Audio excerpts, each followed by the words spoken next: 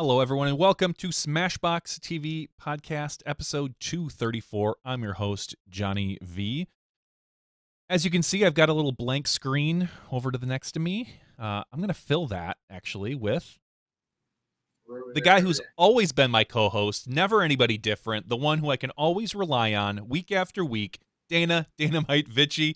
Dana, how are you doing tonight? I'm doing good. It's good to be smash boxing with you. Kind of nice not having what's his name here. So I'm looking forward to tonight. Yeah, we've already forgot about him. We don't even need to talk about him. Whatever. For those of you that don't know, Terry is on his way back from Thailand. I believe he might be in Bangkok right now at the airport. I had a brief conversation with him right before the show saying he is going to try to jump on. Their plane was like just boarding or just got in, and if he has decent internet, he might jump on. If he doesn't, I told him not to bother, and we can just so we can just in general get that stuff going on. But we've got Dana here tonight. Dana, you are just a little bit south of me in Illinois, as I want to do. Did you guys get hit with a ton of snow like we did? Didn't quite here in Manuka. Didn't quite get hit with the snow, but there has been snow. There's been ice. There's been rain. Right now we've got a wind advisory, and it's kind of been freezing. I don't know, rain, sleet. Now it's snowing. It's blowing sideways, but not heavy. So yeah, we've had a little bit of it all, but I haven't had to bust my shovel out since I don't know last week. So we really haven't had much accumulation here. I just took care of 8 inches in my alleyway, driveway, and sidewalk. Whoa, wait, what? Oh, okay. Yeah, just took care of 8 inches of snow. That was not fun. And on top of that, my garage, which is kind of embedded into our backyard, the way it works, it's a separated garage. It's got a, I guess you call it a leak, and so water seeps in. And we were gone this weekend. When I came back, I had about 6 feet of ice, about 2 inches thick, inside my garage that I had to chip away, and that was no fun. My hands are still sore from chipping away all the ice because I knew with the snow coming it had to go away, otherwise I was going to be slipping and sliding while trying to snow blow, and it's miserable. Winter sucks. I understand why people move to warm weather, but I love it in Wisconsin. Yeah, maybe we should just go to Asia like Terry and New Zealand and wherever else he's been this winter. We need to get on that schedule. So we're really not hitting up this cold weather and snow, shoveling 8 inches. He's gonna be back for like a week, and then he goes off to Vegas and Memorial. I don't know. That guy, he's got a life apparently. Allegedly. Memorial, what is he doing at Memorial? I know at Vegas he's doing FPO chase card. Yeah, FBO chase card is what Terry's taking care of at Vegas. The Memorial, I don't even necessarily know if he knows what he wants to do yet. It's still up in the air. Him and I have talked about a few things as far as what he should do, bouncing ideas back and forth. He might get some highlights. He might cover a card casually. He might just pick a player and follow him around. He's got the world open to him. So speaking of which, I talked to Steve Dodge for the first time since that fateful night the other night, and we discussed a little bit about live streaming, just real top level stuff. He wasn't going to give away any industry secrets, and I wasn't going to give away any industry secrets, but we kind of talked a little bit. And then we talked a little bit about fantasy disc golf. So for those of you that are interested, right now as we speak, my web developer is sending me emails back and forth. We have a few things that are being updated, and it looks like I need to update one more thing as he just sent me an email.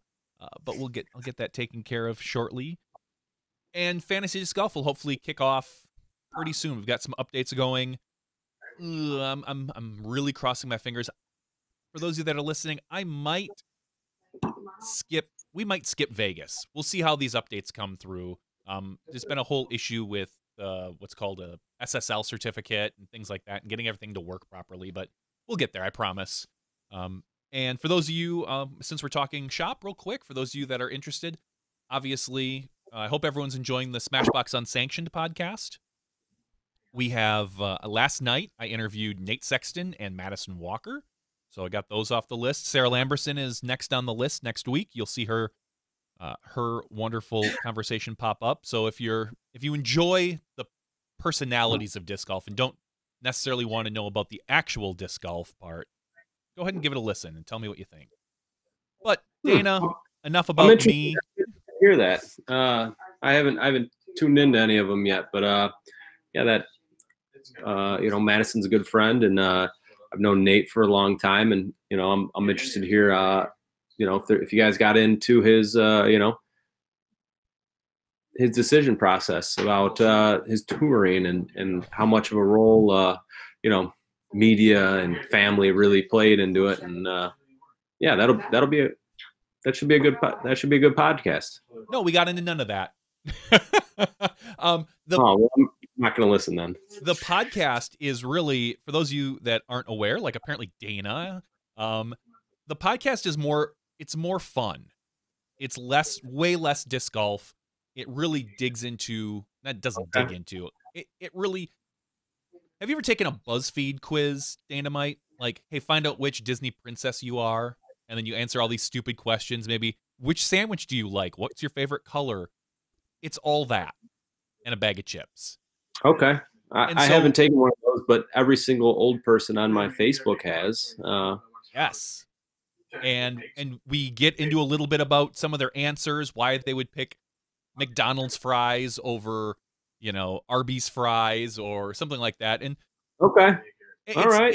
It's way more casual, way less disc golf. Yeah. We have enough disc golf that we can, there's so many outlets now with Smashbox and a half a dozen other podcasts that you can listen to.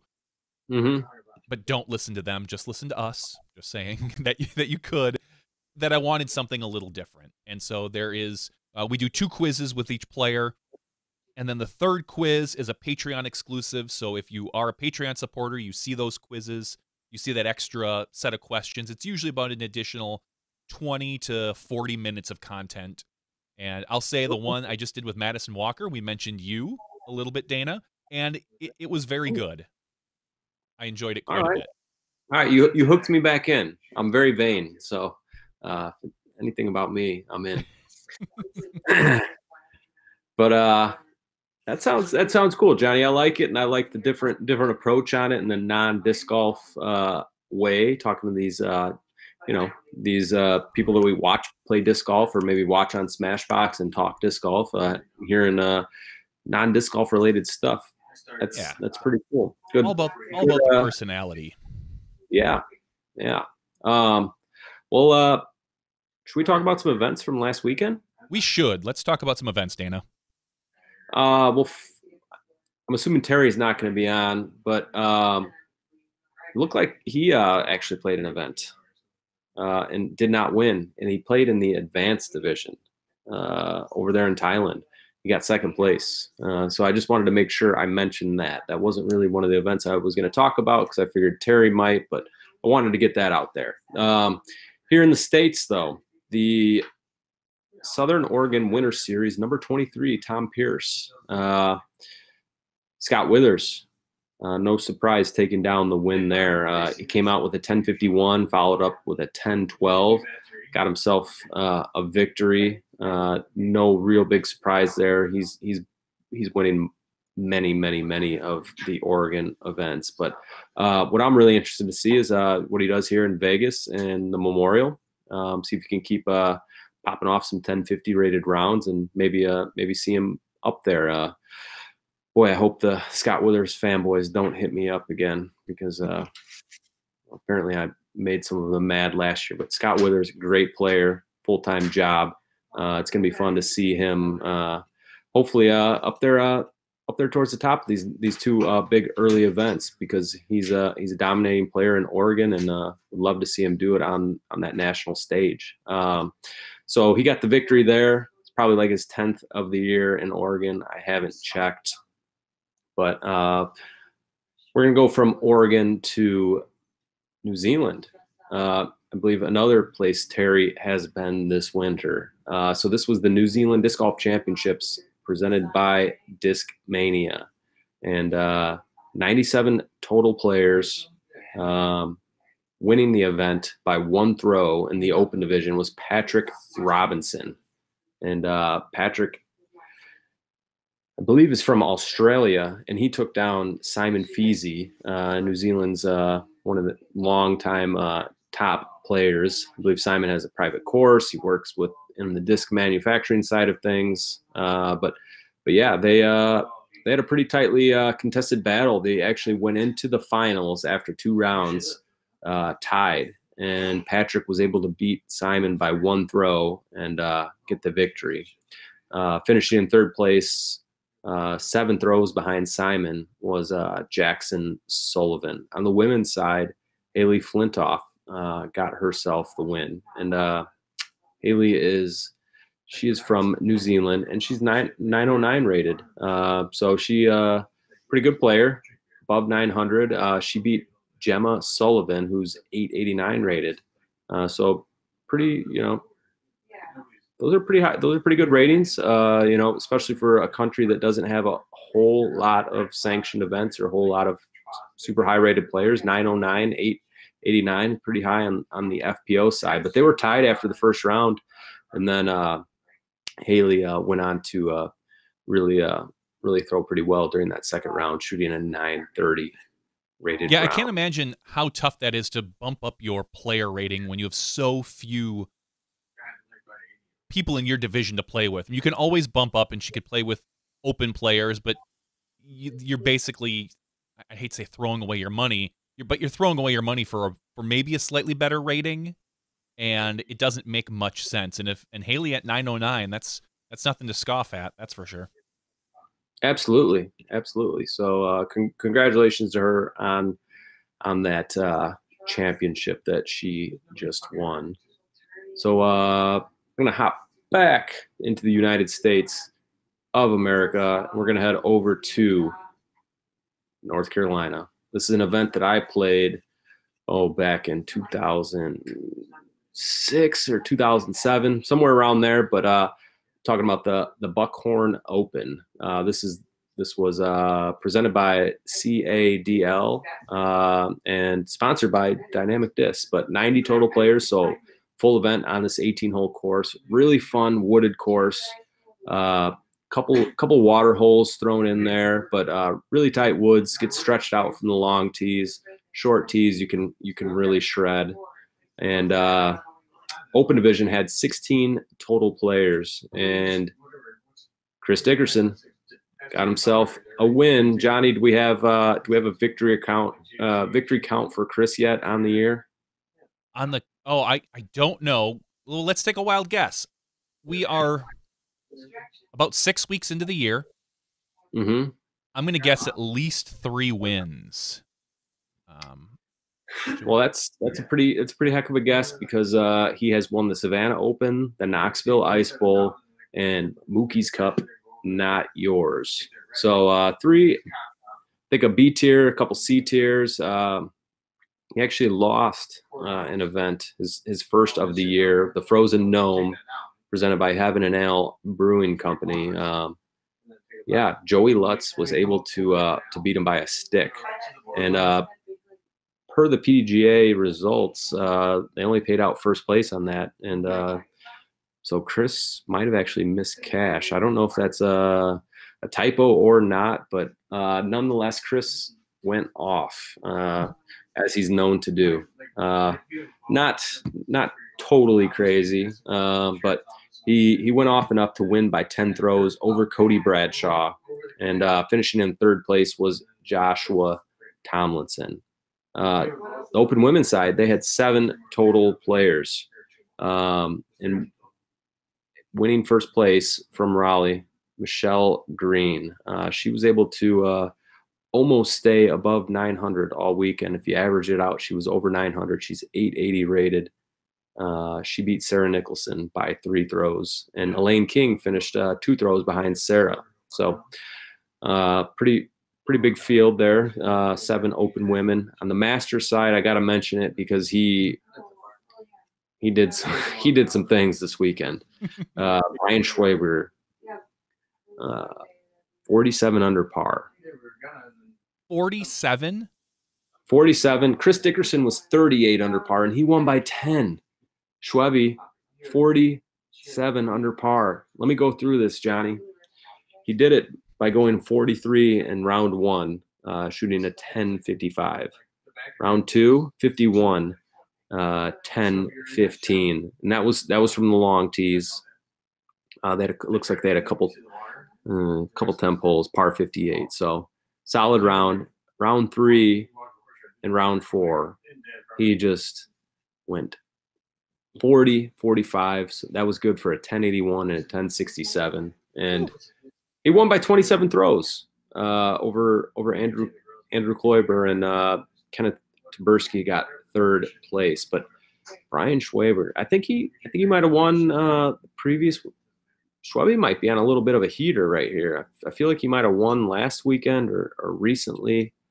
Played some good golf somewhere, but man, that's some pretty hot shooting by the King Schweb. Yeah, for a guy that is on again, off again, on the injured reserve, we'll say. I know he's had some back, I think maybe some elbow issues. He just he continues to win. That's it. He continues to play high level, pro caliber golf, regardless of the division he's in. Yeah, he's Schweb's a winner. He knows how to win, and he sure as heck won this last weekend. And we're getting into a lot more events here, so there's plenty more that I'd like to talk about, but I just got one more.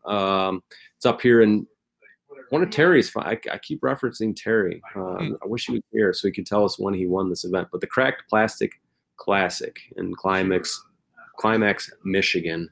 I believe it was an A tier last year, but they went back to a split day B tier this year. 95 total players. Hall of Famer Larry LeBond, longtime TD of this event, ran it again. And we had a pretty stout open division, 22 players, and 3 of which were over 1,000 rated or at 1,000 rated. And no coincidence, they finished 1, 2, 3. Ziggy Bierkoven went 10-13, 10-18 to win by 1 throw over Reed Frashkura. Reed went 998, 1028 to finish in second, and Bart Kowaleski finished in 3rd place. So Ziggy, good shooting right there. Reed went to Discraft, so I'm not sure if this is his first event of the season. I think it is. First event under his belt, $335 later, and averaged over 1,000. So yeah, he averaged well over his rating, which is currently 1,004.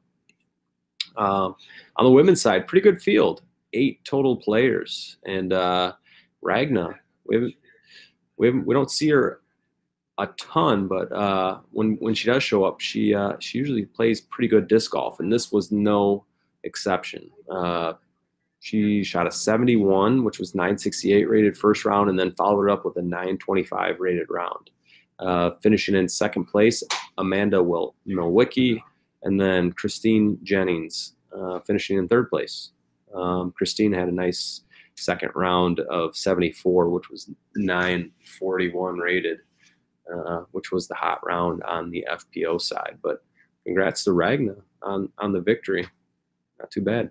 Yeah, Ragna is, as I kind of like Schwebe, she's a force to be reckoned with, especially locally. I know she can't get out and tour nearly as much as I think she would want to. She is she's a wonderful mother now, and it's fun to watch her social media because she's pretty insightful, and on top of that, she's usually working out and practicing, and just in general, I wish she was one of those women that I wish would get out and tour more, because I think she would be a top 5 contender every week, if not contending for wins. So it's good. It's good to see her up near the top of the leaderboard. That's for sure. Yeah, absolutely, Ragna. She's not only a good disc golfer, but she's fun to hang out with too. She's a pretty funny person. She is a very funny person. I love the Cracked Plastic personally. If you are from the Midwest and you haven't had a chance to get out to the Cracked Plastic and you don't mind playing I have played my fair share of rounds there with a foot plus of snow. I've played some where it's, you know, nothing but mud. It is it's a fun, not too long, although they have been lengthening it out a little bit lately, technical course that Hmm. just you go and you spend the day. I almost went to this event. I truly did. It was in my kind of in my planner in the back of my head. I was going to go and play Am Masters on the first day, and then the second day probably dip into Open. Oh, But I mean, there's no reason why no reason why I couldn't, especially on a course like this. But unfortunately, family called this weekend, so I was more up north. But man, hmm, this is an event I hate missing. It just it's such a fun time. yeah. I'm sure I've told this story before, but I played it one time in '07, and that was the only time. But that was, I think, probably the worst weather that the event has ever had. It was well below zero, on and off whiteout conditions. Took like 7 hours to get back to Chicago afterwards. I Not was there. not fun. Were you at that one? I was at that one because I remember being so bundled up, and it was like 40-mile-an-hour winds. Hmm. And you're right, it was just whiteout conditions during play. You just threw and prayed, honestly. And then the Yeah. drive home is that drive home for Illinois, Wisconsinites, and anyone actually going south is always interesting because the wind tends to come off the lake and things just freeze over. So I know there have been multiple times, I believe it was in one trip, that Terry donutted his car, spun out, Oh, and yeah. no damage, thankfully, just going slower speeds. There's been that is that's particularly usually a rough drive home, just because that Hmm. event does take a little bit longer and it's late, and then Lake yeah. effect snow too. You're usually hitting it going down that heading south towards Chicago, Mhm. but definitely a fun one to play. And Larry puts on a good event. He knows what he's doing, so definitely recommend it. Correct. Larry is another. He's one of the good ones for sure as far as TDs going. Hmm. So yeah, that's all I had for events last weekend. I know next season or next week is kind of the unofficial start of the professional tour with the 41st Wintertime Open. Um, we got a lot of heavy hitters there, Johnny. And Who who's your favorite?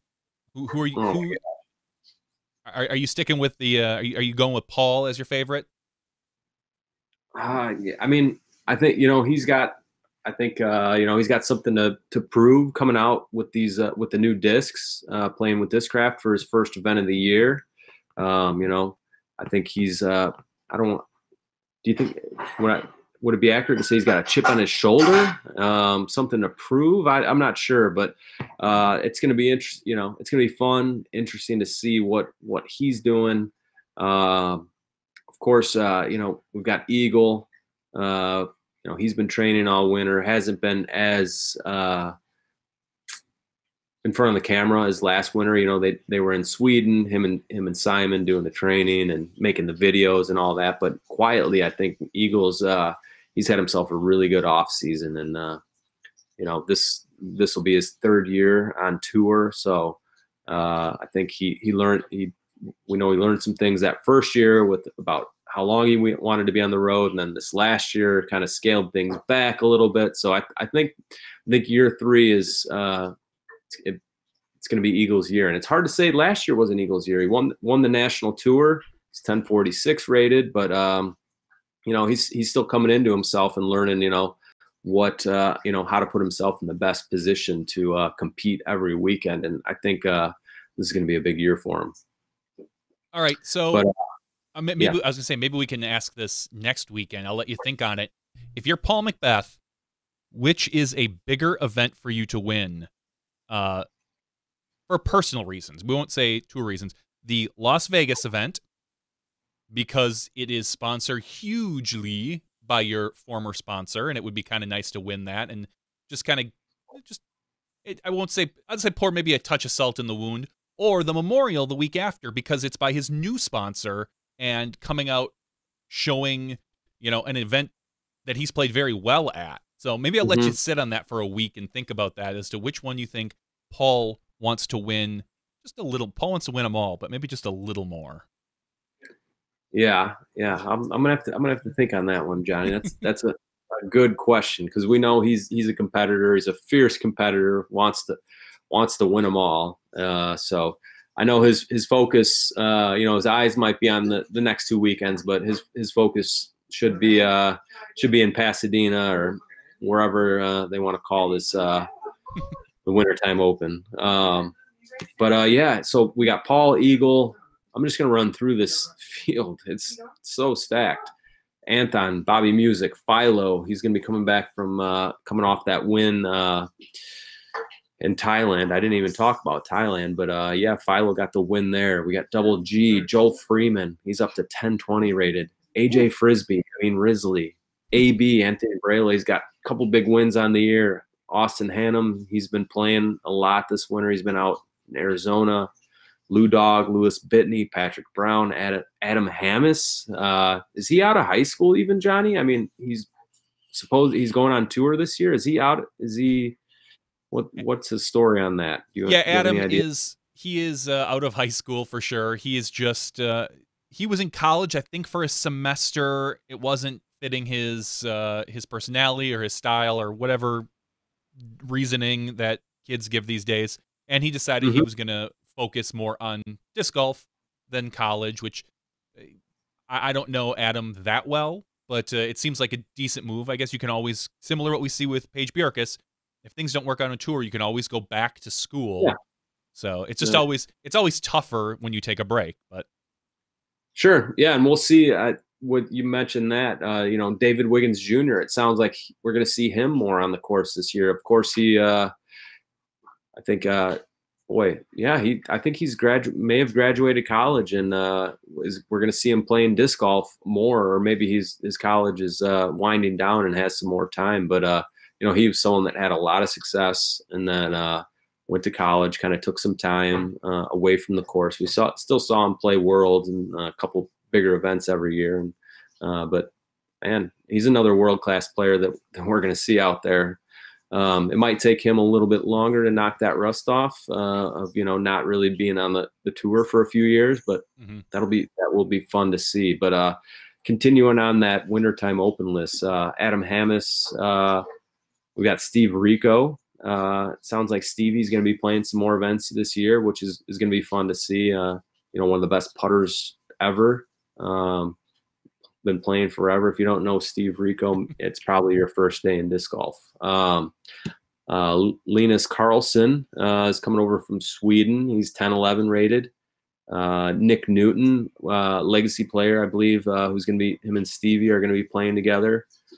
Clint Calvin from San Diego, and then Chris Shotwell. That rounds out all of the 1,000 rated players. So there's 72 open players. So this Wintertime Open is really turning into the tour opener, where it's kind of been Vegas for the most part, where this has been like a little bit of a warm up, or we see some players like Paul Oman or Cale LaVisca go to New Mexico and play. Is this the tour opener now? Is it official? Can we call it official? I think it's unofficial tour opener. I got Terry on the line. We'll get to him in just a couple seconds. But yeah, it used to be that the Memorial was the quote unquote tour opener, and Vegas was the warm up. Now we've got Vegas on the schedule. Wintertime is the warm up. I have to wonder how many years it is before Wintertime is either. It's hard to say if it's an NT quality course, or maybe a pro tour quality, where it really truly might become the actual tour stop, and then we're going to need a new opener. Yeah, well, this is the first year. So the first 40 years, I wish I could remember his Van Horn. What's the name? The first 40 years, the Wintertime Open was ran by the same TD, and this is the first year of John Tompkins of Supreme Flight. You probably recognize him from carrying Paul Macbeth's bag at many of his world championships, maybe all of them. But he's taken the event over from Mark Horn, who ran it for the first 40 years. So Mark's handed that off to Mr. Supreme Flight, and in this first year, it's a stacked field. We got 20,000 rated players, 72 total open players, and I haven't even mentioned the women's side. We got Kat Allen, Jessica Weezy, Lisa. I'm not going to say her last name. Ellen Woodboom, Hannah Macbeth. So a lot of great players on the women's open side too. So let's go ahead and unofficially call it the start of the Pro Tour season. Not to be confused with the Disc Golf Pro Tour. Yeah, hashtag not Disc Golf Pro Tour. Yes, I'm definitely excited for this event. It's going to be, it's good to get disc golf back in the blood. That's for sure. Absolutely. Okay, Dana, we're gonna wrap it up with you. We got Terry in here in the green room, or what looks more like a white room, some airport that he's stuck at. You got any final big hugs you want to give out this week before we see you next week, where we're gonna have real big time, count them on the scoreboard results? We are, and I'm excited for it. I'm ready for it. Yeah, let's go ahead. I think Terry had some delayed, maybe even, I don't know if he missed flights, but I'm gonna go ahead and give Terry the big hug for that. And he got that second place in the advanced division. He went all the way to Thailand, couldn't even win in the advanced division. So I think that's kind of deserving of the big hug. But yeah, not only is it the tour opener, Discmania, we're dropping some big news on Valentine's Day. I didn't even press you on the issue. I was going to press you and make sure you answered all my questions about Discmania and the rumors that are flying. I might have cracked, but we'll never know. So 2 days from now, make sure you're checking out Discmania's social media channels, because we'll be pumping this exciting news out. And let me tell you, you're not going to believe it. So I'm going to leave you with that. Johnny, Terry, we'll see you next Tuesday. Thanks, Dynamite. And without any in between, we're going right to Terry Miller. Terry, I hope everything's working. Yeah, since we had no official testing, I'm double checking now. Can you hear me all right? I can hear you just fine. All right. Well, a little hustle and bustle here. We're at the Bangkok Airway, or Airport Airway, whatever. We were on Bangkok Airlines yesterday. So we're at the Bangkok Airport right now. We fly out in, let me check my local time. We fly out at noon, which is in about 90 minutes or so. And it's been a pretty wild and crazy last couple of days. We got off of Koh Samui, the island, yesterday. And then after a 2-hour delay, I should say, before we left Koh Samui, got into Bangkok last night, grabbed something to eat, and then crashed pretty hard for the most part. All three of us had gotten up early and went to see the sunrise yesterday morning on Koh Samui. So we were up before 5:15, 5:30 or so. So it made for a very long day plus delayed travel. And here we are in Bangkok. We go Bangkok to Taipei, have a brief layover, Taipei back to O'Hare Airport in Chicago. Dana, I think I heard him say, is picking us up from the airport and then taking us home. That would be great, Dana, right? Is that what I heard? All right, maybe not. So I'm just going to go ahead and fire off. I heard about maybe a third of what you guys were talking about between getting set up and connections and such. And I feel like a third of what I heard, at least a quarter of that was wrong. So I'll fire off some updates. For starters, 2007 was not the worst or coldest or nastiest cracked plastic. That much I can tell you. It was a couple years later we attended, and I know, and like a quarter of the field quit. I also know that there were wind chills of like 40 and 50 below zero. That wasn't 2007? It was not 2007, because in 2007, as I quickly looked, Jeff Bennett bested me, and the nastiest one ever was, in fact, a few years later, and I had won it. And just for comparison's sake, usually like 6 to 10 down per round is a good score out there in the wintertime, or in the cracked plastic in the winter. I think the year I won, one of the years I won in the nastiest ever, I think I shot like 3 over on the day, and it was like 1,000 rated golf, 1020 rated golf or something like that. So that tells you just how nasty it was. You were correct in that I have done a few donuts in a trip or two, to that tournament. But the nastiest was a few years later. All right, Alex on the board is saying 2009. I just know I had pulled it off, and like I said, I shot right around par, and it was ridiculous. What else did I hear? You asked a question about, I don't think Macbeth has any vengeance, so to speak, for the Vegas tournament. I think it would be, of course, sweet for him to win Memorial, which he's won before.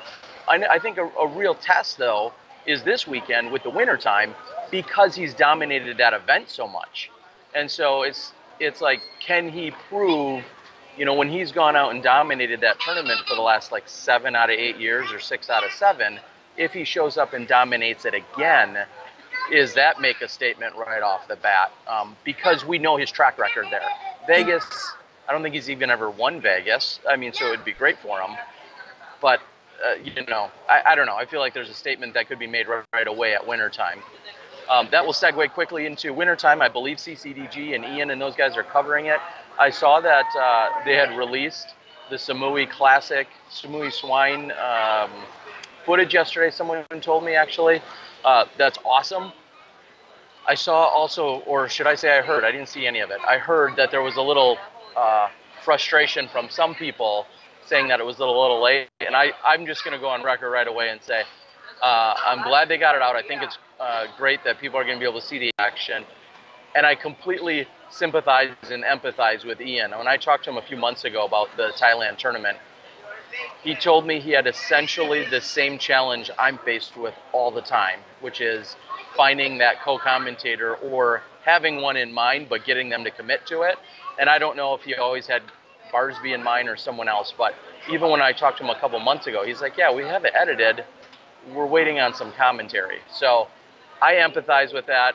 And then I also segue right into, in a similar vein, not quite as far distanced, I also have released Nantucket footage. So that was from September.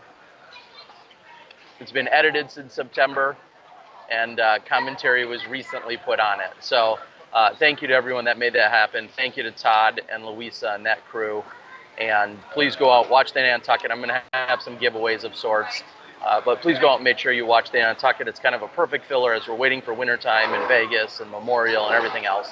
It's all out there. So, and there's even more coming. The Raz round and the skins match are going to get released as soon as I get home as well. So, and then I have another thing on my mind, which was a reminder for Dustin and Hannah had reached out reminding me that the deadline, and maybe you mentioned it already. Okay, well, I'll mention it again. The deadline to get your information in for the junior grant is this Friday, which for me would be only 48 hours from now. But by the time I get home, it'll still be 48 hours. So the deadline is Friday. Get that in for Eagles Wings grant. So if you announced it earlier, I didn't hear it. So either way, it's in. And then finally, I wasn't a sandbagger this weekend, clearly. I didn't even win. Local boy Nick took it down, played solid. He birdied. I think I birdied the last 3 holes, and he had gotten 2 out of the last 3. And my favorite side story to my experience though was, I personally thought we were tied going into the last hole. Roughly, I knew it was really close. And we have a long walk from 10 to 11, or in this case 21 to 22. And we get there and everyone's at the bench, the high fives, all that good stuff. And they're talking about scores. The rest of the group are talking about scores, and it's relatively close and this and that. And Nick says, Terry, do you want to know your score? And I'm like, no, it doesn't matter. I'm thinking I need to birdie it no matter what. It doesn't matter. I know it's close, but it doesn't matter whatsoever. I don't need to know. He's like, okay, you're 1 behind me. So totally, it was just kind of funny, and I birdied it, as did he. So he ultimately took down the victory by 1. But it was a pretty funny interaction, and congrats to him. And then of course Johnny Rumble, who's not here at the moment. He was your Pro Masters champion. Had a very healthy win, taking down Jeff Hungerford, who's a Smashian, who's out there on the board.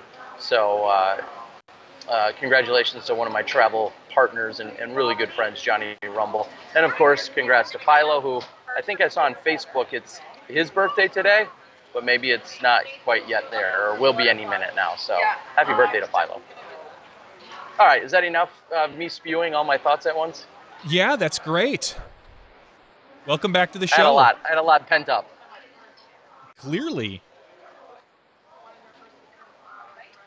So, you and Dana, you talked a little bit about tournaments going on around the country, I assume. Did we talk at all about the Discmania news or hype for the Discmania news? No, we did not. I talked to, swear to God, I talked to him before the podcast when he came on. I said, Dana, I know you can't say anything. And he said that it is like hardcore people signing NDAs, things of this nature. Like it is secretive news.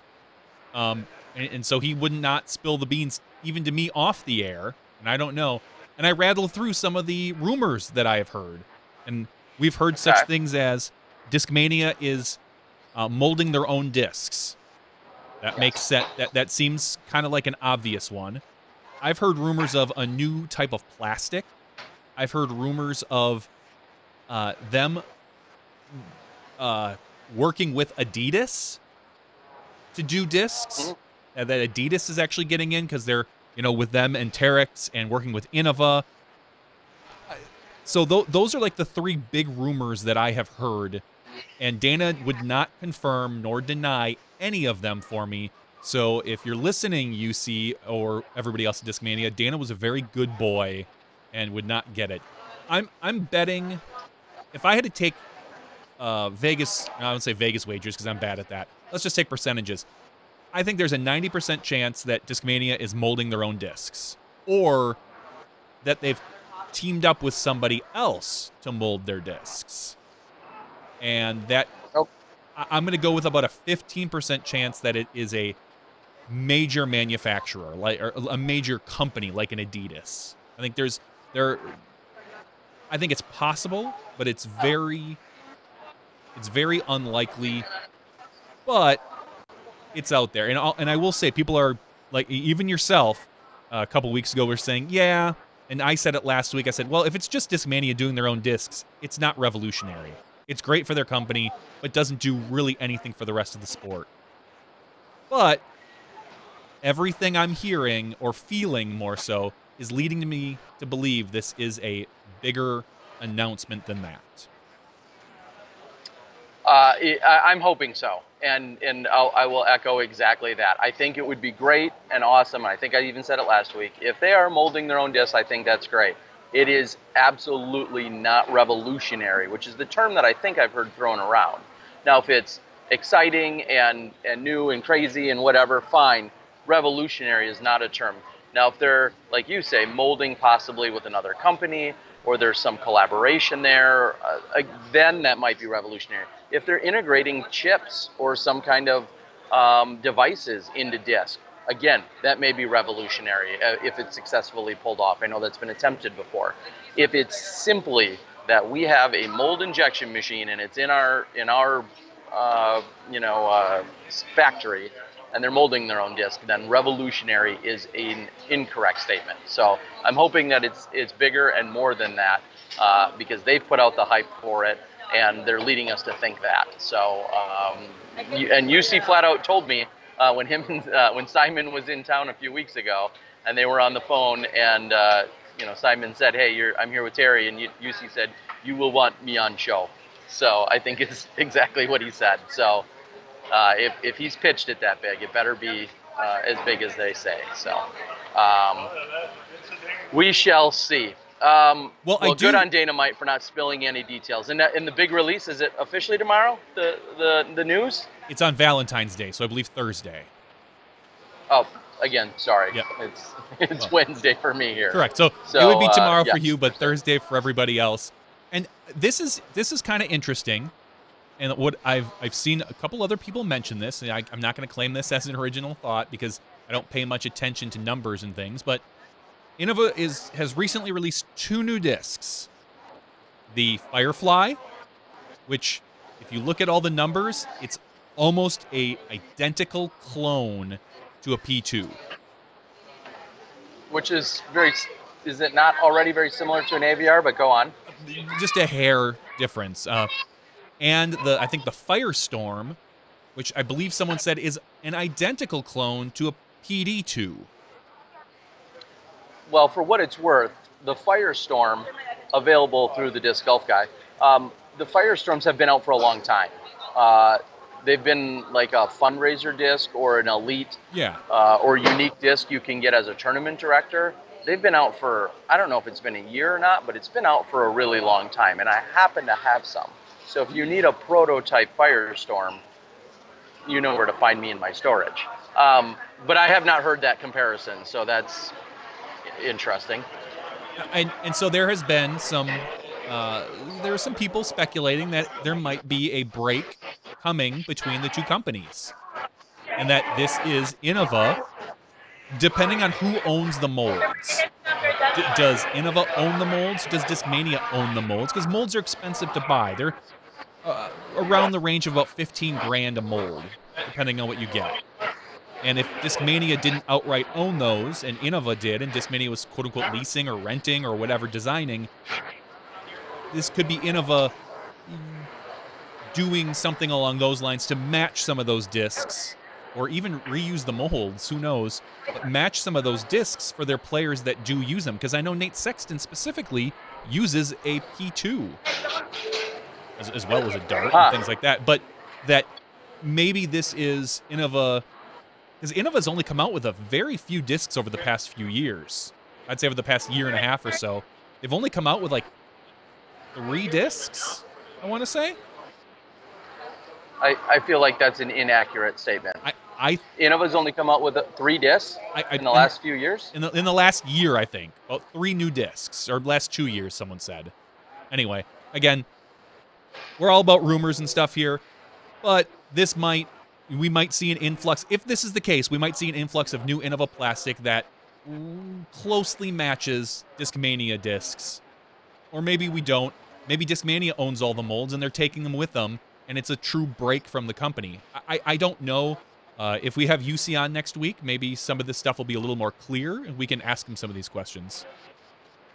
Yeah, and by that time, I think we'll know most of the details, but it would be great to check in with UC and see what he's got going on. Also, I wanted to throw it out there that we may possibly next week check in with Colt Breck. I know that as they're continuing to shape and mold how the next gen tour goes, I think it's moving into its 4th year this year. They're actually bringing in pro ambassadors that are from all the different manufacturers, and I don't want to spoil it or give all the details, but they're working on a program that works with all the manufacturers. I think you're going to see a slight break away from Latitude 64 being a primary sponsor, and I know Latitude has been a huge sponsor and done a ton of work and really supported that. And I think the next gen tour is going to be a little bit more open and more encompassing of all the manufacturers. And that kind of maybe goes hand in hand with what we saw at Dave Feldberg and the whole Infinite transition. And I don't know if we talked about that at all last week, but that was something else that, has kind of hit the airwaves in the last week or two is, Feldberg, as he transitioned away from Latitude, moved into Infinite. And we don't see that a lot. And I think that's the bigger story, not just Dave, but we don't see that a lot. Here's a non-disc manufacturer becoming what seems to be a primary sponsor for a top-level player. I mean, when's the last time we saw that? Maybe some of the grip sponsorships, but even almost all of those players that have grip sponsorships have been also sponsored by a major manufacturer for discs. So, kind of interesting to see. Yeah, you don't see many people as primary sponsors that aren't disc manufacturers. We've obviously, like you said, I don't even know if Grip was ever truly a primary sponsor for a player. That's what I'm saying. Is I know they were a big non-disc manufacturer sponsor, but not maybe necessarily a person's primary sponsor. And I mean, the disc manufacturers make so much more sense, but interesting to see someone like Infinite. They must have infinite money they're just throwing around these days. They're supporting everybody. Yeah, I think we've seen over the last year or 2 years even, Black Ink has become a pretty good sponsor for some players. Like I know Simon and Kat and Eagle. Way back in the day, one of the first ones I can remember was Disc Nation. They used to be a very large supporter of Nate and Avery and Val. It was we've seen some things like this before, but like we said, never as a real primary sponsor. And just to clear up one of the things I was saying, as far as the Innova discs, I don't believe the person I was talking with was counting all the 3 molds. The AVR 3, the Leopard 3, all the adjusted molds. I think they were talking new, flat out new discs. But again, that was an offline conversation that I was having with someone. So, and they don't have their own podcast, so clearly they don't know enough. Well, speaking of support and sponsorship, a couple shout outs I want to continue to give. Not only the Eagles Wings, who we talked about getting that deadline is this Friday for the junior grant. I'm talking to Sarah Nicholson over at Throw Pink. She said not only is she a big Smashy and she watches our show, so hello, Sarah, but she's very involved with Throw Pink and said she feels like supporting women's coverage might be in alignment with their mission and their goals and their statement. So if that becomes something that we work out, I would love to see that happen. So thank you to Throw Pink. And then hand in hand with that, I've got to thank Chris Rodriguez and El Guapo Baskets, the La Nina Open. I know we talk about it frequently about his big women's only event. So that falls right in line with those as well. So thank you to all those supporters and sponsors, along with Disc Baron, who's a big help of ours as well. So. Wow, it's crazy. So real quick, I'm in the food court here. This is the international departure area. We fly out, like I said, at noon, which is in a little over 2 hours. I'm not used to being, a little over 1 hour, sorry. And there's a lot of American-based smells around here. I did not have very much American food throughout the week.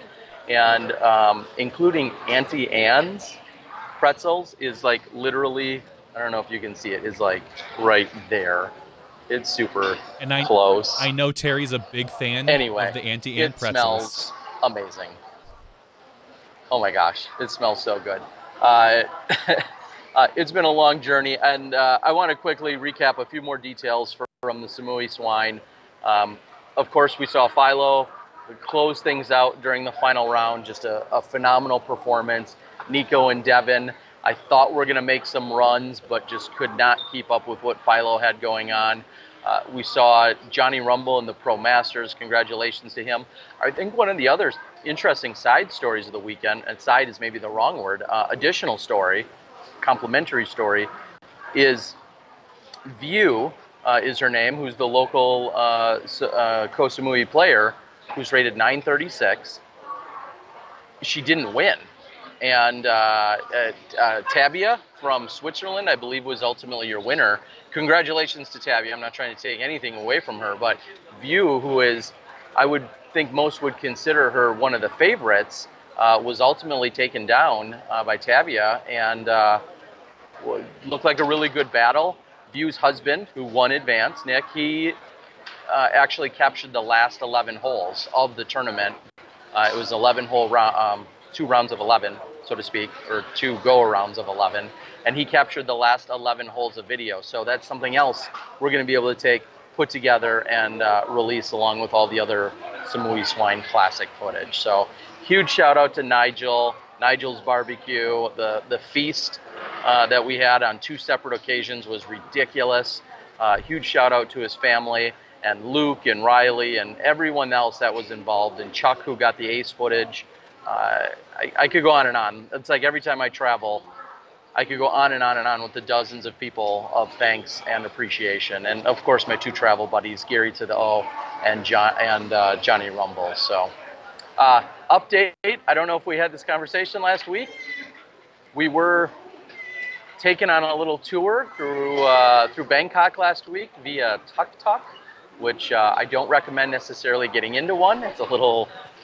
it's kind of it's like a 3-wheeled motorcycle wagon taxi cab, and we got taken officially for a ride via their typical scams that everyone warns you about. And one of the places we were brought was a suit a custom suit manufacturer or building. Did I tell you about this? The company last week?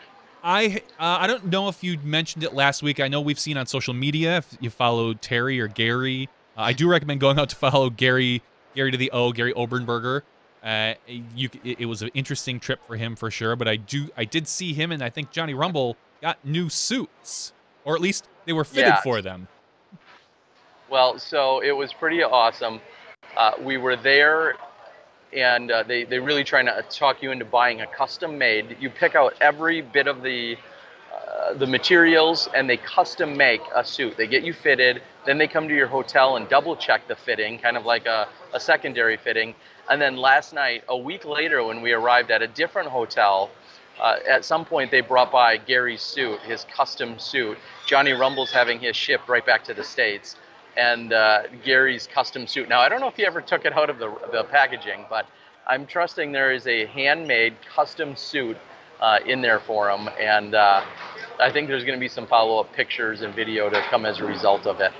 Speaking of Gary to the O, besides a suit, he ate a scorpion, and then after eating a scorpion, later in the week he got his first ever tattoo, which is, of course, a scorpion.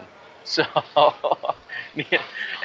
and Johnny Rumble and I both agreed that if there was anyone that would be maybe left behind and never return from Thailand, Gary would be the front runner in that conversation. But he's here, and it looks like we're making our way back to the U.S. in what appeared to be a blizzard of sorts. Is that what we were hit with? Hail or a snowstorm, ice storm, blizzard? Yeah, we got hit with about 8, anywhere between, depending on where you are, between 8 and 12 inches of snow. Took care of that today. School again was canceled for most of Wisconsin today, so that was enjoyable. I got to spend the day home with the kids and the wife. But yeah, that was, typical Wisconsin winter. Yeah, it sounds like when I get home, I'll only want to be there for like 6 days and then maybe go to Vegas. Probably. I mean, and that brings me to a follow-up. Jeff Hungerford mentioned on the board, there's this talk about when the tour opens. We talked about Wintertime and its growth. We talked about Vegas, its 20th year and its growth. There's going to be a push to have a Southeastern Asia tour where you have events like Thailand, Malaysia, Singapore, all these events that just took place over the last few weeks. As they grow and they can be logistically put together so that they're reasonably priced, you're going to see a viable swing for an early season tour. And that excites the hell out of me. Just this international travel and play. Not just me from a video perspective, but it says so much about the growth. We talked with George in Croatia. There's Danny Diaz is doing big things. There is just this growing need, and you have a few catalysts in a few key areas that are then helping it grow and expand. So it's not impractical, I think, in the next year or two to see a full-blown Southeastern Asia tour, just like I'm on, but mine was a bridge this year, and then get back in time, whether it's wintertime or go to Vegas. I think it's very practical, and I would invite anyone and everyone to come see what's going on over the next couple of years here in Southeast Asia. It's amazing. Good. I hope at some point in my life I get a chance to go check it out. Yeah, they're doing big things here, and you have to look to a Nigel and a Luke Butch and those types to say, hey, they were kind of the original guys, and now people are seeing that there's a model, there's a successful way to do it, and taking the best parts of it and trying to grow and expand in their area to do the best that they can with it. So Ace Run Productions, thank you so much for the super chat. That is that's about 6,000 baht. So I really appreciate that, as I'm now getting the conversions all down in my head. So, all right, Johnny, did anything else I missed out on in the U.S. over the last few days? It's been pretty quiet, honestly, here in the U.S. I think everybody is just really getting geared up for the tour. I saw Hannah Macbeth has another little vlog out there, so I watched that today. I've not had a chance to watch the Fellberg one yet, particularly, but No, that's really it's been very, very quiet. Okay. Well, as we're looking on, someone says, "Do I look like a lobster?" I didn't get burned, for instance, at all. It was very hot and very humid. You certainly get somewhat acclimated to it, but it was very hot and humid out there for sure. Almost no bugs to speak of whatsoever. In fact, I even commented on a week in. I was like, I've yet to see a bug. And there were a few that finally showed up. I was able to get the drone out, was able to get some footage from the island, and then from there, yeah, I got replacement propellers. The drone returned a little earlier to Earth than I wanted to on one trip, but it was only from about 5 feet up, so that was the good news. Few replacement propellers and all ready to go. And yes, I'll go ahead and answer it. If you're going to come here, you're going to spend the $6 to $12 a day, and make sure you get some massages. They are amazing, and you're talking like 300 and 400 baht. That's like $9 to $12.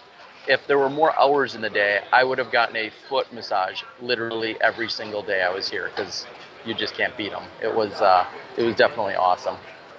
I did get a lot of sun.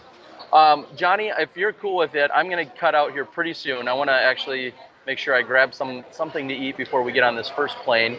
I'm going to quickly read through. I know this is normally after show, but if anyone's got any quick questions for me specifically, I'll read through them on the board.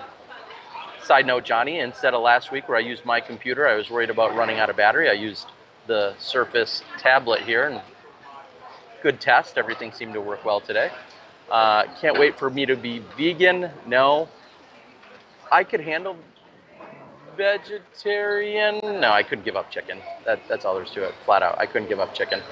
Pretzels, yes, I'm going to go get a pretzel. Chris Cobb, we'll see you in Vegas for sure. Looking forward to it.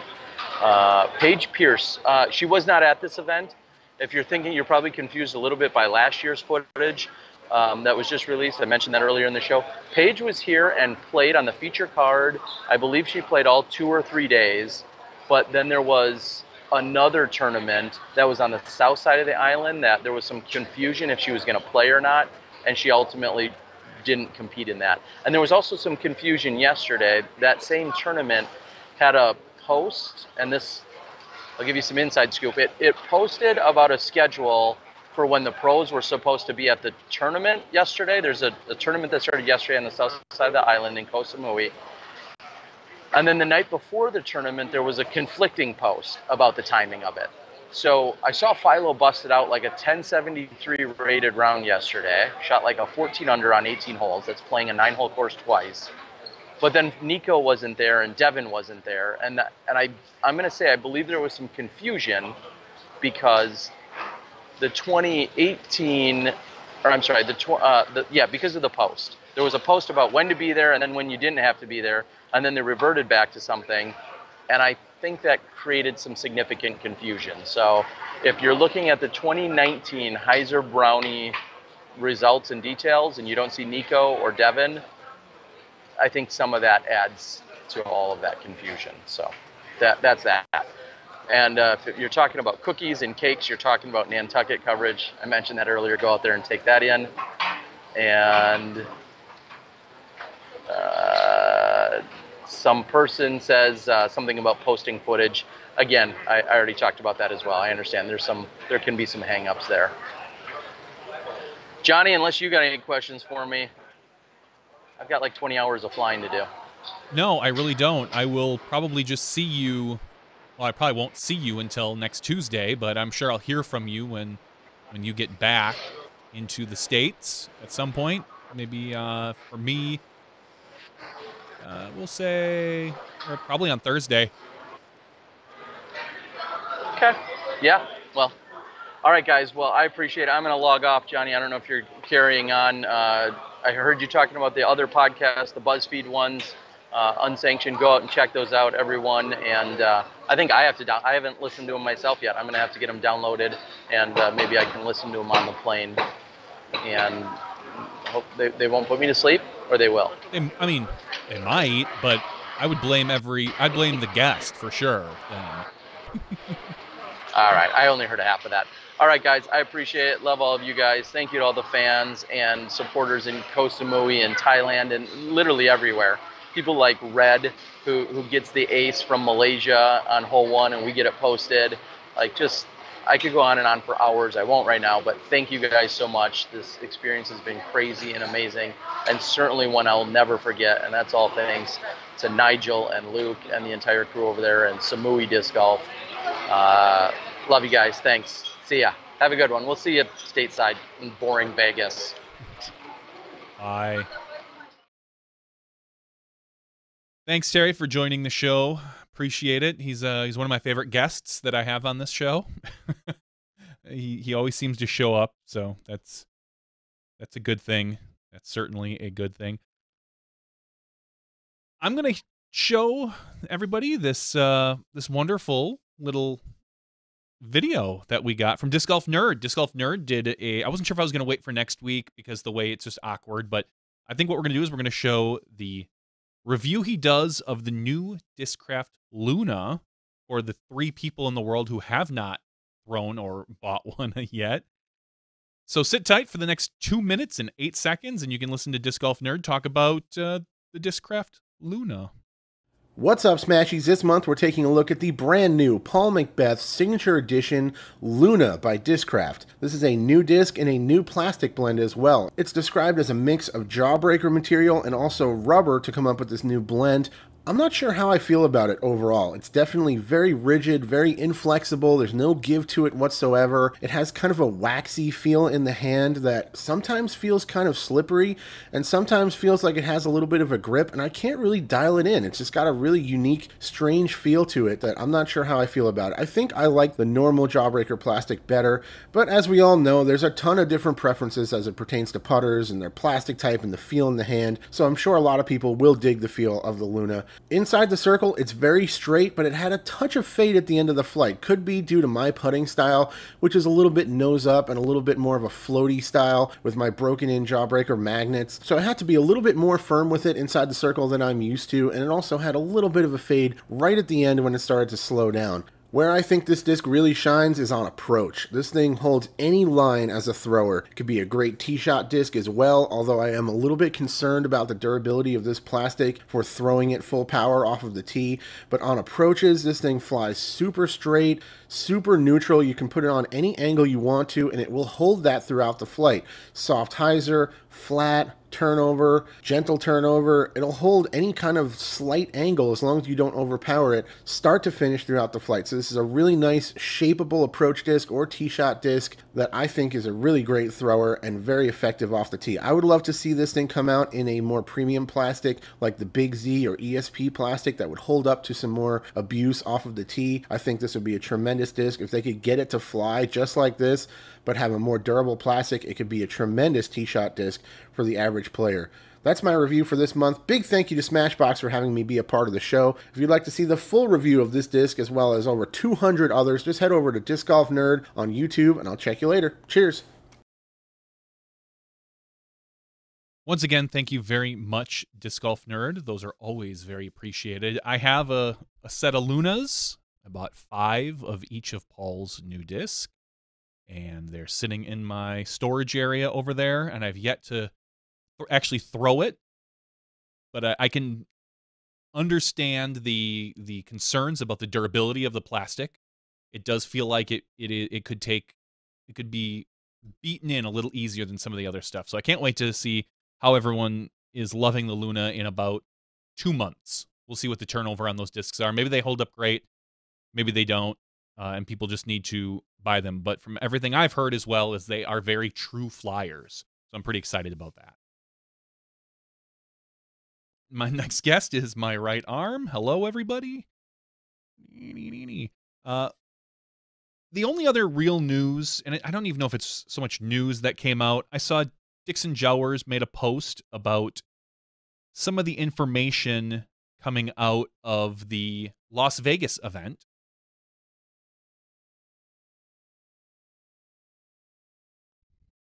And it is basically they're taking a very hard stance against any sort of selling of any product that is not authorized by the event.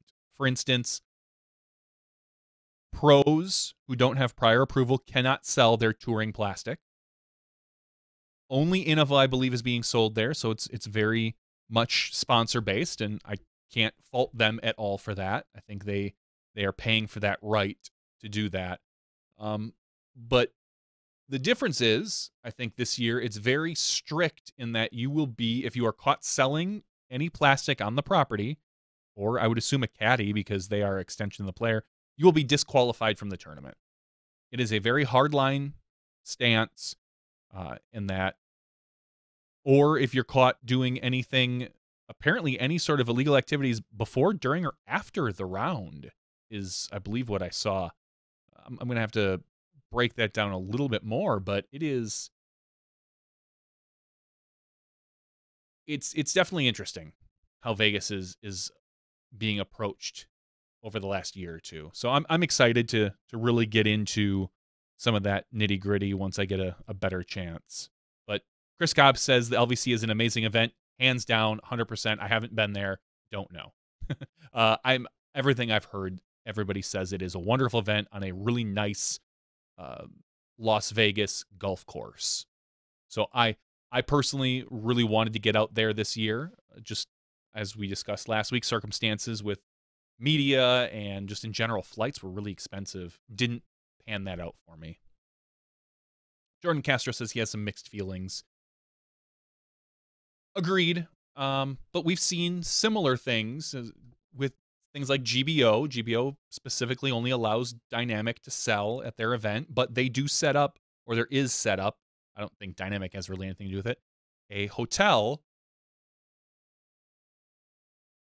excuse me there, a hotel room where other people can sell. And I think it would be interesting. There are apartments that surround the entrance to that. If somebody were to get an apartment, rent one temporarily, or a conference room in one of those establishments, and set up another disc manufacturer or a like a Fly Mart style event at one of those. I would be curious to see if anything like that would go over. Who knows? Yeah, Chris Cobb says the nitty gritty is there was too much drinking and smoking in the Wild Horse parking lot. Yeah, that's not acceptable. They are a primary sponsor. We need to treat the establishment with as much respect as humanly possible. So if that is the case as to why these new rules are being more harshly enforced, I'm the last person that's ever going to complain about the rules, especially those type of rules, being enforced. I am all for the more professionalism of the sport.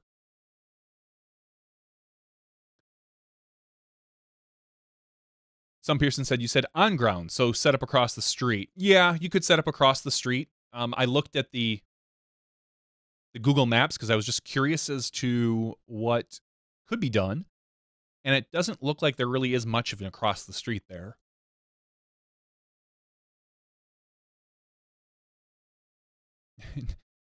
Nathan Lee, I don't believe you would swap with what we have here. You said it's 100 degrees there. It is less than 10 degrees here with 8 to 12 inches of snow that I busted my butt shoveling because my snowblower likes to die. I need a new snowblower, but I don't want to pay for one. I want to go one more year with this one. Yeah, that's all. The LVC is surrounded by neighborhoods, but I did see that was like apartment complexes, and you'd think maybe if you threw someone some cash, you might be able to work that. Jordan Kester says he would tell someone to send him PayPal. I'm just giving this guy a disc. I'm not selling it to him, and then later he might PayPal me. Anyway, I don't really have a lot more tonight. It's going to be probably a quick one. We have, thankfully, real golf action coming up. I'm really excited because I feel like these last couple weeks, it's very quiet before the storm. And we're going to get players show up. We're going to get more disc golf drama. We're going to get results. It's the things that we look forward to every year. Zach says, don't leave us. For those of you that are curious about Skip Ace, the fantasy disc golf website. Again, you can go to skipace.com. All the social media logins are now working. The SSL certificates were put in. There was a weird issue with the way Amazon was hosting our site that some things had to be changed. Now you can log in with your Google, with your Twitter, with your Facebook credentials, as well as, or create your own. Tomorrow, the events should be logged in.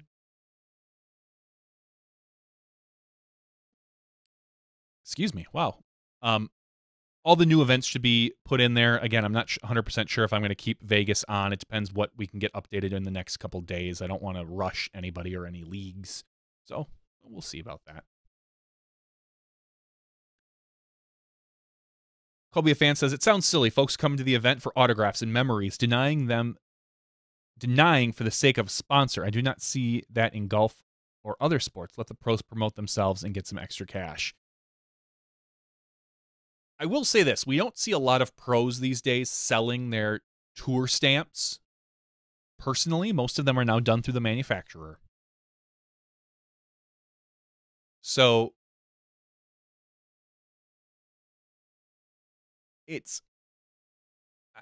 mean, no one's stopping you from bringing a disc and having them sign it. It doesn't have to be an Innova disc you bring or anything crazy like that. Innova, I think, is being very responsible in that manner. They're not going to boot you if you show up on site with your favorite Discraft, DD, Legacy, Prodigy, whomever's disc. They're just not allowing you to buy them on site. And Innova has put in tens of thousands of dollars into this event. So it is one of the things that I don't have a qualm about. There are some other issues, I think, with the PDGA and the media that I do have little issues with, but ultimately, I think Innova has every right to do that. It's just different how it's being laid out this year. But I believe these are the same rules that we saw last year, but I'm not 100% sure. TJ Seneca says, if NASCAR didn't let people sell stuff, there'd be a riot. Yeah, but it's a different culture. It's a slightly different setup, I think.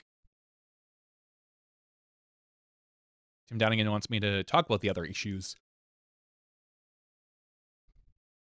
My main qualm with the media at the Vegas event, and really right now, all the NT events, is just some of the minimum standards that are being enforced. The 2-camera coverage, the minimum of 720p, blah, blah, blah. That's all fine. No one's going to be doing that. But my thought was I wanted to go and cover around and have it just be me as a single camera because it's very quick to edit. And it's, I was just going to cover the next available card. And I was denied that opportunity by the PDGA. And I understand they set these standards. I'm not faulting them at all, and they're sticking by them right now. I'm sure there will be some talks, maybe some adjustments to the thing, but for the Vegas event, which is the first of the year, it was only like a month ago that I even approached the PDGA after they had kind of had this plan rolling. So I don't fault them for this particular event. I hope it gets changed in the future so that we can come to an agreement of some sort, because I truly believe that right now our disc manufacturers have too much power. And I'm not some crazy socialist, but they are the primary sponsors of a lot of our biggest events. And with that, they are throwing their weight around to do in areas that I don't necessarily believe that they should be able to control. I think if you are a major or an NT, the PDGA should be responsible for the media. And everything should go through the PDGA and reference the main sponsor. If I show up and CCDG shows up and Jomez shows up and Innova's the main sponsor and they say, we want Jomez to be the lead card. Great, that's cool.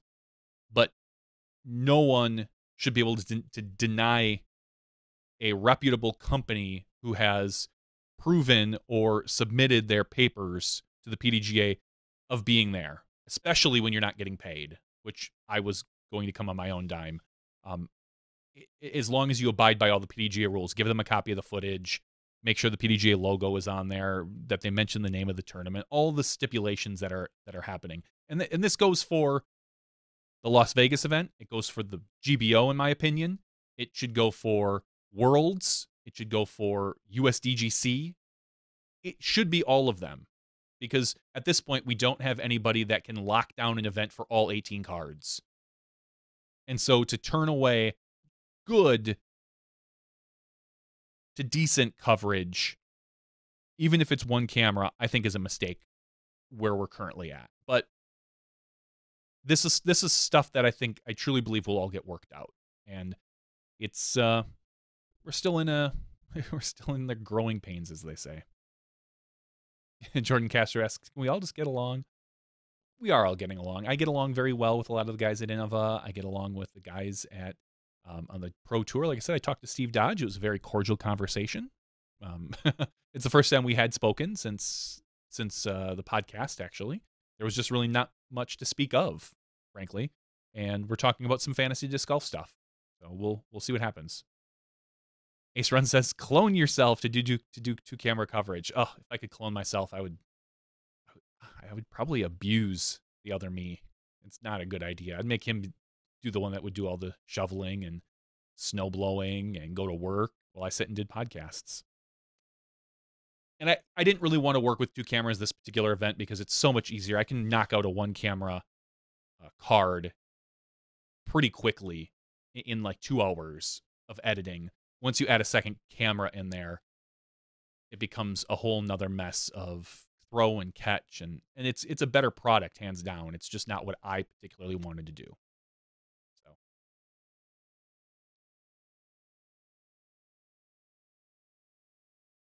Kelvin is already a top 5 rated player. I mentioned this to Madison last night during our interview, our little podcast, that I thought Kelvin is going to tear it up this year, and I've been saying it for a while. So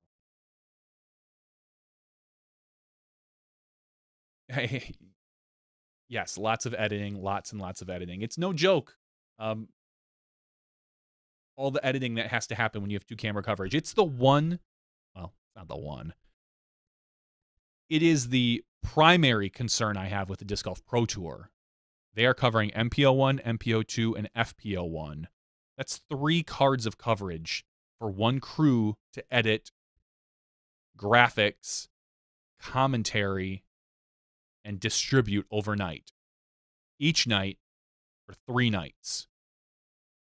That is an undertaking, and I have questions about whether or not it can actually be done without bringing in more help with what their even with the current workflow. That's my biggest concern. Obviously, I'm interested to see what the live product looks like with a very, very green person behind the production board, taking the position that I had taken. Doing that will be interesting because there is a lot of communication that has to happen at the same time, of a lot of attention being paid to switching. So it's going to be fun. I'll say that. A cool one says, when will Smashbox begin filming other sports? I am in talks with some guys from Guts to be filming some of them maybe this year, and going up to the UP, which is where Guts is originated, and it's really big up there. They always have their world championships up there. So I'm excited. I need to talk to Terry, and I might just head up there. It might be a solo show where I'm up there and I find some guys who know a lot about Guts to do some commentating, bring a couple of microphones, set up 2 or 3 cameras, bring them all into one system, and work for that. So I'm waiting to hear back from them. I responded a couple days ago, and we'll see what that brings. It depends what they all want, and I think that could be cool. It's a sister, cousin, whatever sport to disc golf. JT O'Brien says, what is Guts? Guts is a sport where you have 2 teams of 7 or 6 players, I forget the exact number, stand about 15 meters apart from each other, and they've got a disc, not a golf disc as we know, but I believe it's 110 gram, something along those lines, and you throw it as hard as you can at the other team. and the goal is for them to catch it. If it gets past them, you get X amount of points. If they hit it, I think it's like 3 points or 2 points. If they hit it and it falls and hits the ground, you get 1 point. If they catch it, no points are exchanged. It's something along those lines. And you can't throw it over their head. It has to be under a specific height. It's... Go out and take a look at it on YouTube. There's a couple of YouTube pages or a couple of YouTube channels out there that have some guts coverage. It's a lot of fun. It's a... It feels like it's a young man's sport. I'd love to see someone like Double G or Simon or Alex get into that and watch them just hammer away some discs. Yes, you have to only catch it with one hand, but your teammates can help you as long as you're only using one hand each. You can bobble it and somebody else can catch it. It's not bad TV. It's actually kind of fun to watch. And I say that actually, like it's not. It's fun to watch, especially when you get some good teams. Some guys that can really whip the disc. A lot of these players also play disc golf because they love frisbee sports and they play ultimate. So there is video of Simon playing. I saw Scott Stokely throw one at somebody one time and they didn't catch it. Let's put it that way. And that was when Scott was, I believe it was in 2001, Michigan. Yeah, the catching is really the impressive part. Watching some of these guys just snag discs going so fast right out of the air. Pretty amazing. I would be happy to cover some DDC. I've personally never even seen DDC played. I know of it, but I don't really know too much about it.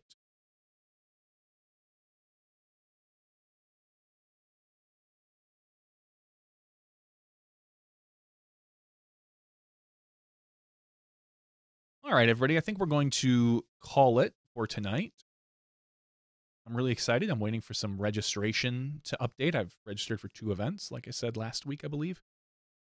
The Standing Rocks Open and the Prairie Open in April. I think they're both in April, technically.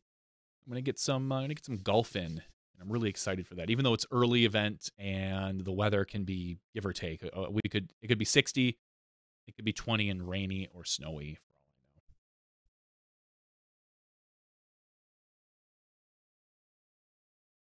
I'm just reading some comments on the board. Seneca says he hit his 6-year-old nephew in the nose with a frisbee Sunday. He took it like a champ. He felt terrible. I just tossed it, but the headwind got it. Same story I had last year, or the year, maybe it was 2 summers ago already. I was playing with just it wasn't even a golf disc. It was just a frisbee, and I tossed it up real lightly, and it kind of got up, and our neighbor, who is 9 years old, same age as my son, 8 at the time, I think, went to catch it, and she turned, and it caught her right in the bridge of the nose. And she just started gushing blood. It looked like Tyson hit her. And just the way the blood started coming out of her nose. And she was barely hurt. She wasn't crying.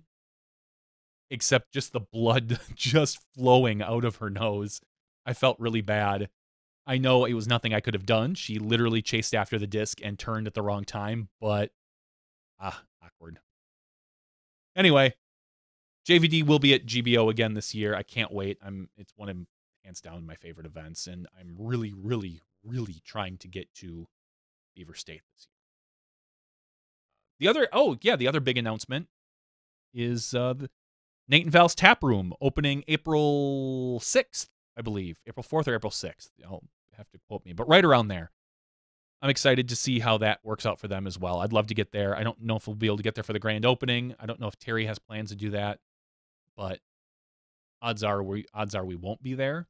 But I think there'll be probably a big party between the Portland events. Anyway, this was podcast episode 234. I want to thank Dynamite Vici, for hopping on and doing what he does best, and we're going to hear a lot more from him in the next couple of weeks. And, of course, Terry for stopping in as my second guest for tonight from the Bangkok airport. We are excited to bring you more golf and more information, more podcasts. I'd love to have even more free time to come up with another podcast idea. I just really love to be in front of the mic and giving you guys as much information as humanly possible. But once again, my name is John Van Derzen, and I want everyone to have a wonderful night. We will see you next week.